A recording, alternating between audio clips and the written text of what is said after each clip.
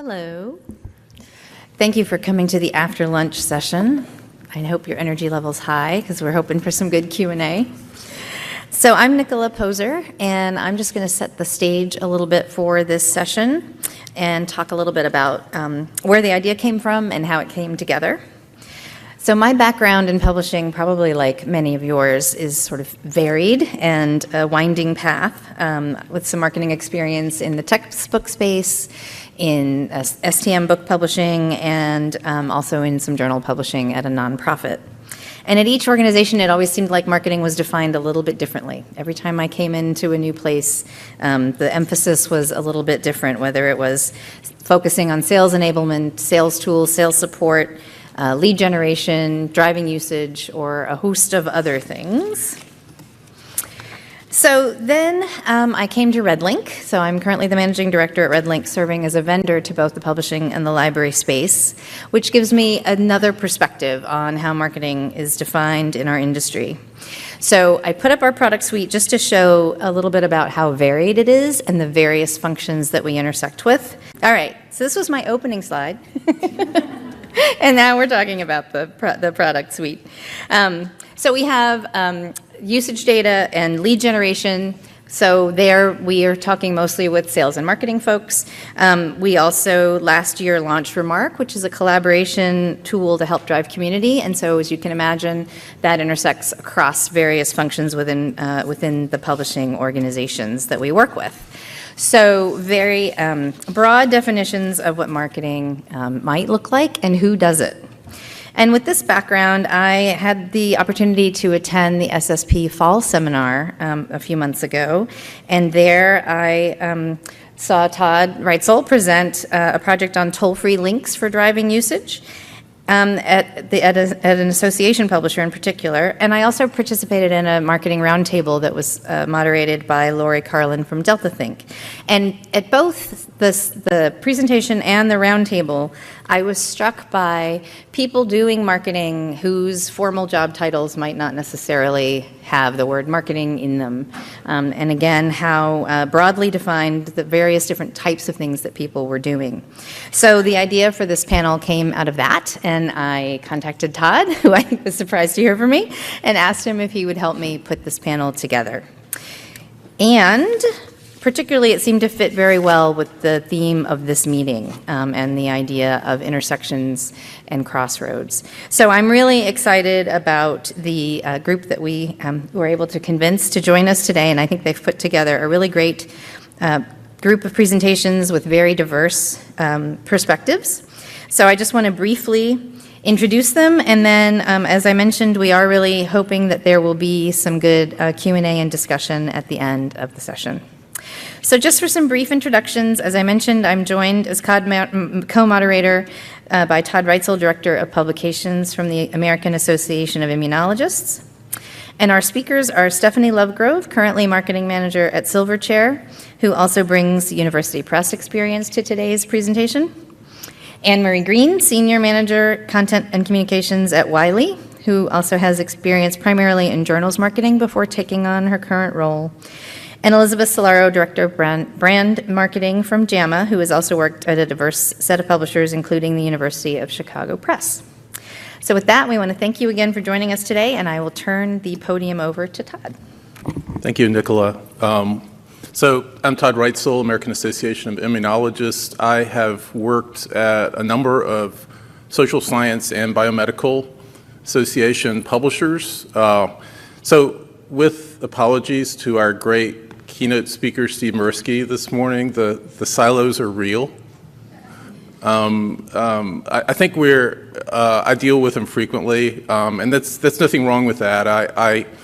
I think we're much more aware of them in association management now, after a number of years of being aware and trying to cross over and bridge silos. I think the challenges are there daily when you have association management staff coming in to focus on their area, their day-to-day problems, to be able to lift up their heads and see their collaborators, the potential for collaborating with other stakeholders in marketing and other endeavors.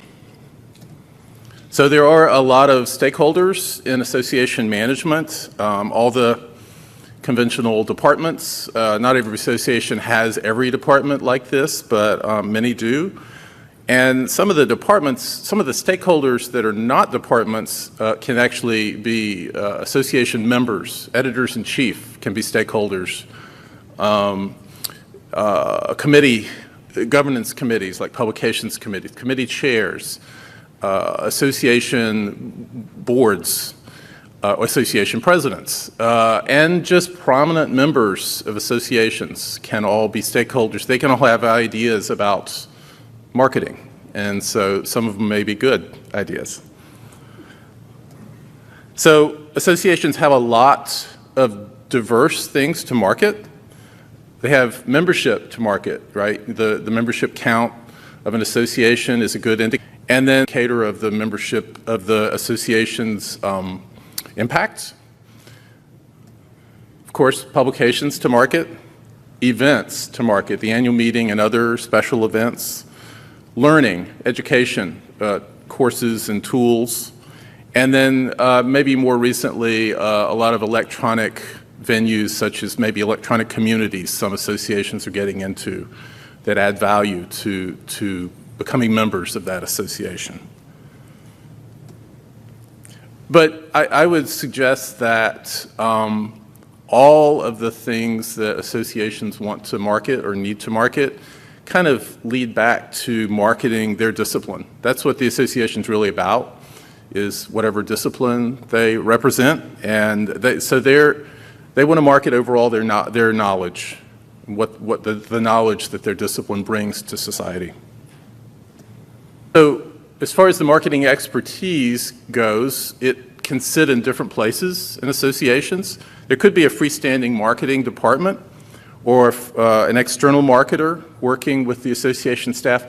I've worked for 6 associations and I've never experienced that. I know they exist, in certain associations, but in the 6 associations I worked for, marketing's always been appended either formally or informally to another department, communications and marketing, membership and marketing. Currently, my association marketing is done informally in a variety of departments, including my publications department.